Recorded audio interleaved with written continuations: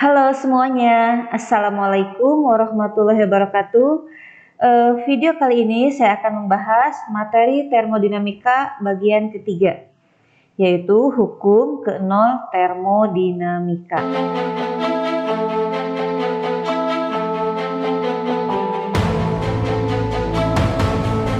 Nah, jika kita berbicara mengenai hukum ke-0 termodinamika, sebetulnya ini merupakan pendekatan aksiomatik saja, karena tidak dapat dibuktikan, melainkan hanya bisa dibandingkan dengan eksperimen.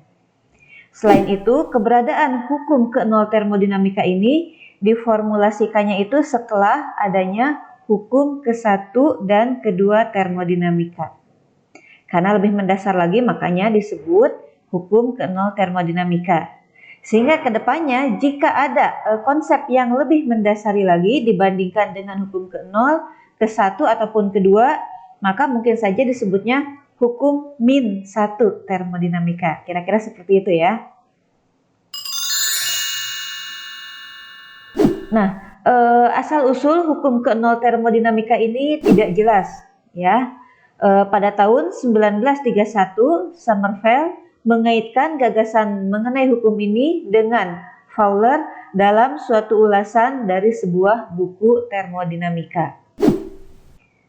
Selanjutnya, Fowler dan Guggenheim kemudian secara eksplisit memperkenalkan yang namanya istilah hukum ke-0 termodinamika ini. Suatu pernyataan yang ekuivalen dalam logika matematik, yaitu jika X sama dengan Y dan X sama dengan Z, maka dikatakan secara matematis bahwa Y sama dengan Z. Itu secara ekuivalennya. Hal ini juga setara dengan gagasan umum pertama dari Euclid yang menyatakan bahwa hal-hal yang sama dengan hal yang sama juga satu sama lain. Artinya juga sama ya satu sama lainnya. Artinya suatu kondisi sama dengan sama yang lainnya, berarti satu sama lain juga sama. Ya, prinsipnya seperti pernyataan ekuivalen logika matematik ini. Nah, berdasarkan hal-hal tersebut, maka hukum ke-0 termodinamika bisa dinyatakan sebagai pernyataan jika A setimbang termal dengan B. Nah, di sini bicaranya yang samanya yaitu suhunya. Kemudian B setimbang termal dengan C, maka A setimbang termal dengan C. Jadi secara konsepnya, katakanlah suatu benda dengan suhu TA. Kemudian ada benda yang lain dengan suhunya TB. Pada suatu waktu tertentu saat kesetimbangan, suhu A itu sama dengan suhu B. Lalu ada benda lagi yang lain, sebut saja benda C dengan suhunya TC. Nah, pada kondisi kesetimbangan antara B dengan C, suhu B sama dengan suhu C. Nah, berdasarkan hal ini, maka berdasarkan hukum ke-0 termodinamika bisa dikatakan bahwa suhu A juga sama dengan suhu C. Kira-kira seperti itu ya. Ini konsep dari hukum ke-0 termodinamika. Nah, mengenai definisi hukum ke-0 ini tentu saja memungkinkan penggunaan termometer sebagai alat ukurnya. Karena kan tadi bicaranya yaitu mengenai kesetimbangan termal. Sehingga dalam penggunaan termometer ini mengenai skalanya perlu ditentukan. Skala atau satuan-satuan dalam menentukan nilai suhu yang terukur. Nah, kita sebelumnya sudah mengenal yang namanya suhu metrik Celcius.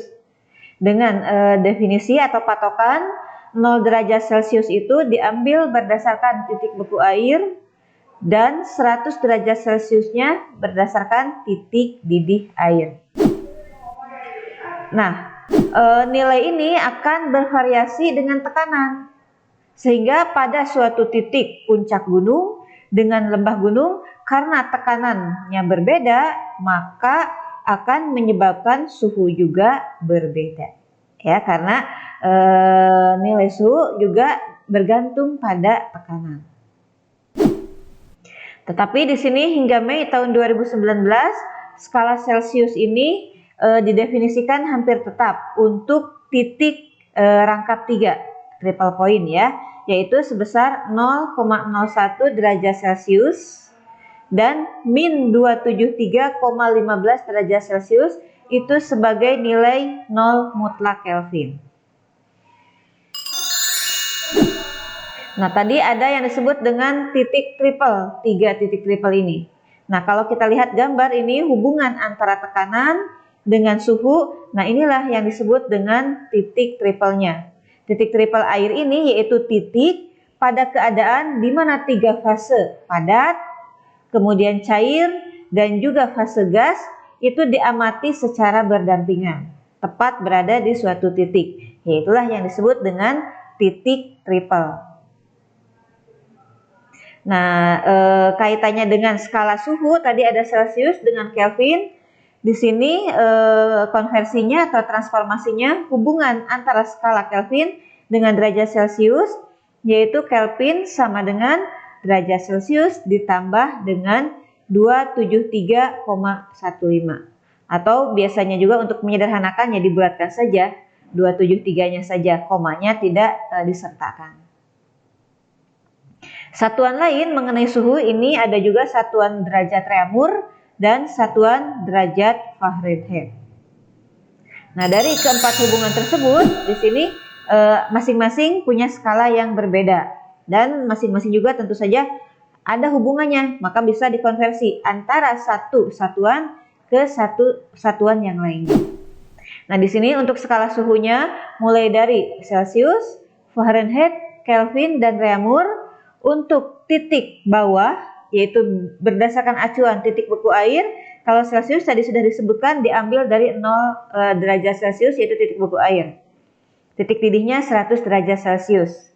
Sementara untuk yang Fahrenheit, titik beku airnya dinilai 32 derajat Fahrenheit dan titik atasnya atau titik didih airnya 212 derajat Fahrenheit. Sementara untuk Kelvin, titik bekunya di 273 Kelvin, titik didihnya di 373 Kelvin. Dan satu lagi yang Reaumur, titik beku airnya 0 derajat Reaumur dan titik didih airnya di 80 derajat Reaumur. Untuk hubungan keempat skala suhu tersebut, masing-masing kalau misalnya mau mengubah dari Celsius ke Reaumur, yaitu 4/5 Celsius. Sebetulnya ini dari mana? Kalau kita lihat perbandingannya antara Celsius dengan Reaumur, ini kan skalanya yang Celsius 100, dari 0 ke 100 ya 100. Sementara yang Reaumur ini 0 ke 80 berarti 80. Jadi 80/100 atau diperkecil jadinya 4/5 Celsius. Dan seterusnya berlaku untuk yang lainnya ya. Ini konversi antara satu satuan dengan satuan yang lainnya. Nah, ada beberapa aplikasi dari hukum ke-0 termodinamika ini. Di antaranya penerapannya pada plester demam. Nah, panas yang menyebabkan demam pada tubuh itu akan ditransfer ke dalam plester demam.